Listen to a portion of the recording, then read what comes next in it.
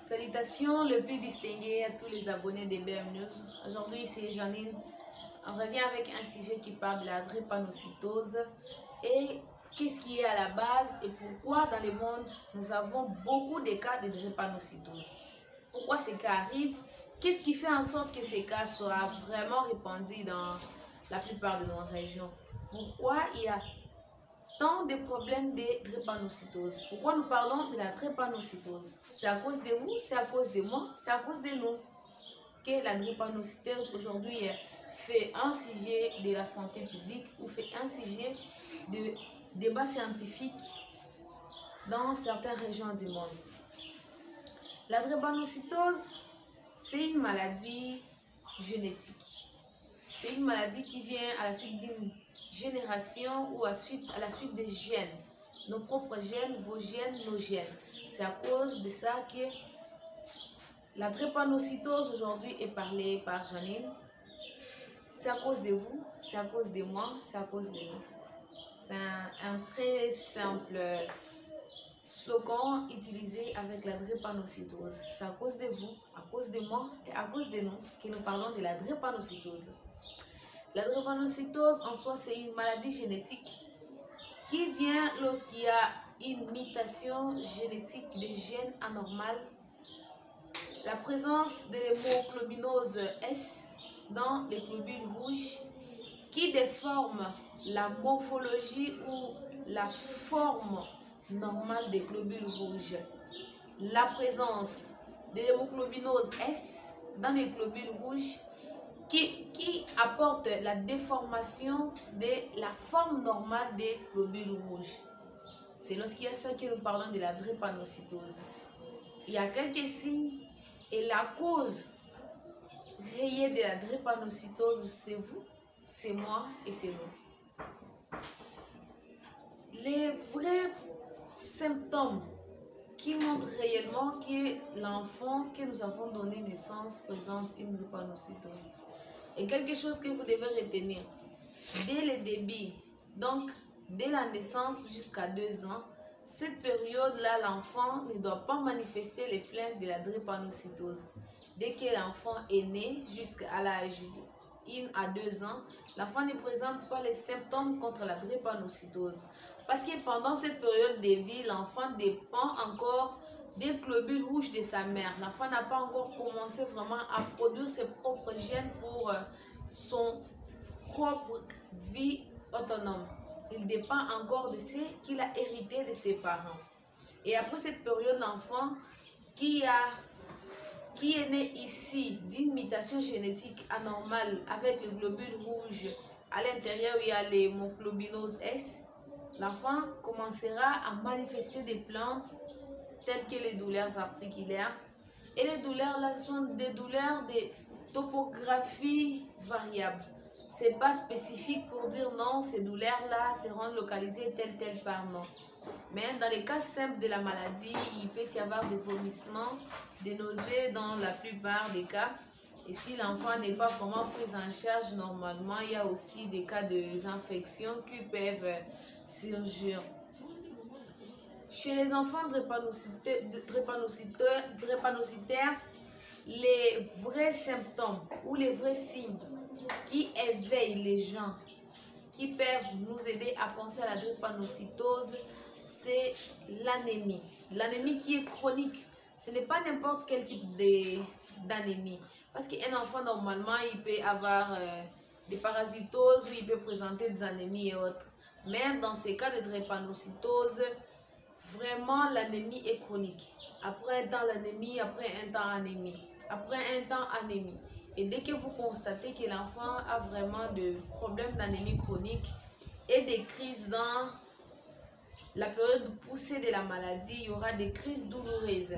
Il y a des crises de douleur où l'enfant se plaint vraiment de douleurs de la manière chronique, telle que l'anémie aussi se présente de la façon chronique. Donc, si vous constatez ça, pensez directement à la drépanocytose. Et aussi la drépanocytose, vraiment, c'est une maladie où la garantie de vie n'est pas vraiment bonne, puisque dans la plupart des cas de drépanocytaires ne reste pas en vie au-delà de 25 ans. Donc, si un drépanocytaire reste en vie pendant longtemps, c'est dès la naissance jusqu'à 25 ans. Mais chez les personnes où il y a une bonne surveillance, ils peuvent aller au-delà de 25 ans. Mais c'est vraiment très bizarre que les gens qui souffrent de la drépanocytose ne restent pas en vie pendant longtemps. Dans d'autres types de maladies, la personne peut être malade, mais avec les soins et autres, la personne résiste vraiment. Mais dans ces cas, nous avons montré que c'est une maladie bizarre puisque la garantie de vie n'est pas bonne. C'est une maladie bizarre car la garantie de vie n'est pas bonne. Dans ces cas de drépanocytose, qu'est-ce qui arrive? Et pourquoi je vous ai dit que la cause c'est vous, c'est moi et c'est nous? Pourquoi j'ai employé ces petits slogans pour vous les dire, pour vous les montrer? C'est à cause de nous que la drépanocytose aujourd'hui existe dans le monde. À cause de l'amour. L'amour, c'est un grand problème aujourd'hui qui détruit la plupart des gens. Vous savez, dans la vie, il est bon de donner naissance, mais que ce soit dans les bonnes conditions. Si c'est dans les mauvaises conditions, vraiment, ça ne sera pas bon. Même Dieu ne sera pas content.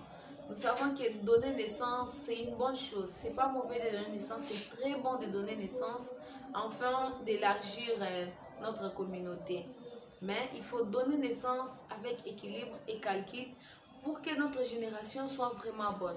Pour que notre génération soit bonne, il faut que nous pensions à cela afin que l'avenir soit meilleur. Nous préparons le présent afin que le futur soit meilleur. J'ai eu à recevoir un jeune couple, où je peux dire les gens qui sont dans une relation, pas disons un couple vraiment pas un couple. Ce sont juste des conjoints qui veulent se mettre ensemble. Il y a un examen qui lutte contre, où il y a un examen ou un test que les conjoints qui veulent se marier peuvent passer afin de prévenir les problèmes de drépanocytose. Il y a un examen très simple qui est fait dans l'examen prénuptiaux. Dans les examens prénuptiaux, il y a plusieurs types d'examens qui sont réalisés chez les conjoints avant leur mariage pour améliorer ou pour voir vraiment leur état de procréation, ça sera bonne ou mauvaise ensemble. L'examen qui est fait contre quoi? La drépanocytose dans un couple ou dans une relation par des conjoints, c'est l'électrophorèse d'hémoglobine. C'est un test qui est vraiment fait dans la plupart des régions. Même dans nos régions qui sont vraiment en sous-développement, ce test est réalisé. L'hémoglobinose S, elle est découverte par l'électrophorèse de l'hémoglobine. À la suite de cet examen, ça aide vraiment beaucoup les conjoints. Mais la plupart des conjoints sont des têtus. Vous vous retrouvez dans une relation il y a déjà longtemps, une relation qui dure déjà plus de 5 ans, 3 ans, 2 ans, alors que les gens sont déjà collés, serrés, ils ne veulent pas vraiment se séparer. Alors, vous passez à cet examen, on vous dit que non, votre état ne permet pas à ce que vous puissiez rester ensemble.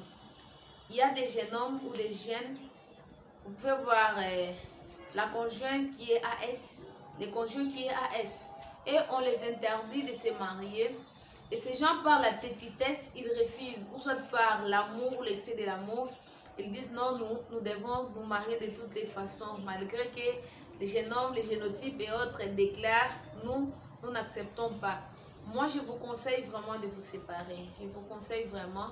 Et la clé de tout ça pour éviter de tomber dans les tableaux pareils, il faut penser à cet examen bien avant. Dès que vous vous rencontriez, vous vous acceptiez de rester dans une relation amoureuse, pensez vraiment à réaliser cet examen. Ce n'est pas un examen cher, vraiment, c'est un examen très simple et moins cher. Pensez à vous garantir votre génération. La garantie de votre génération dépend de vous. Ça dépend de vous. Pensez vraiment à cet examen de l'électrophorèse d'hémoglobine. C'est un examen très simple et très moins cher qui nous aide vraiment à garantir notre génération ou notre procréation. C'est très bon. Je vous ai toujours dit dans mes émissions, mieux faut prévenir que guérir. J'aime vraiment la prévention. La prévention est vraiment moins chère et la prévention est très bonne que de tomber dans les tableaux cliniques qui va vous demander vraiment beaucoup. Dès que vous avez un enfant drépanocytaire, ça va vraiment vous demander. Dès que l'enfant a des crises douloureuses, vous aussi vous ne serez pas à l'aise. Et dès que l'enfant est déjà dans les tableaux de l'anémie chronique, vraiment ça sera très cher. Donc à chaque fois vous pensez à la transfusion, à chaque fois passer à la transfusion. Ça ne sera pas bon et ça va vraiment vous coûter. Nous qui sommes dans des structures sanitaires de la clinique, nous voyons cela et nous réalisons que les parents vraiment souffrent à cause de ça. Alors, vous les jeunes amoureux, pensez vraiment à faire cet examen. C'est un examen très simple. Pensez à faire cet examen pour garantir votre progression, pour que la génération qui vient après nous soit vraiment bonne. Alors, vous avez vu les plaintes principales de la maladie SS. Cette maladie, elle est appelée localement la maladie SS ou généralement elle est appelée la maladie SS ou l'anémie SS. Elle est nommée comme ça à la suite de la présence de l'hémoglobinose S dans les globules rouges. Dès qu'il y a la présence de l'hémoglobinose S dans les globules rouges, vraiment nous parlons de la drépanocytose ou de l'anémie SS. C'est pas vraiment un problème très cher de faire cet examen, mais il est très cher d'avoir un enfant drépanocytaire qui va nous demander vraiment beaucoup de moyens pour la prise en charge. Mais malgré les moyens que nous allons mettre en œuvre, malgré les gestes sanitaires que nous pouvons poser sur ces GA ou cette catégorie de personnes, vraiment la garantie de vie n'est pas envisageable, n'est pas vraiment bien précise, puisque nous vous avons montré la vérité. Mieux vaut prévenir que guérir. Mieux vaut passer à cet examen qui ne coûte vraiment pas cher avant vraiment l'évolution de votre relation. Parce qu'au début, si vous passez à cet examen, vous voyez que non, ça ne vous permet vraiment pas de rester ensemble. Vous pouvez vous séparer sans problème. Mais dès que ça traîne déjà, vraiment, ça sera dynamique et ça sera très bizarre de vous séparer. Mieux vaut penser à cet examen. Avant tout, je vous remercie, vous les abonnés des Belles.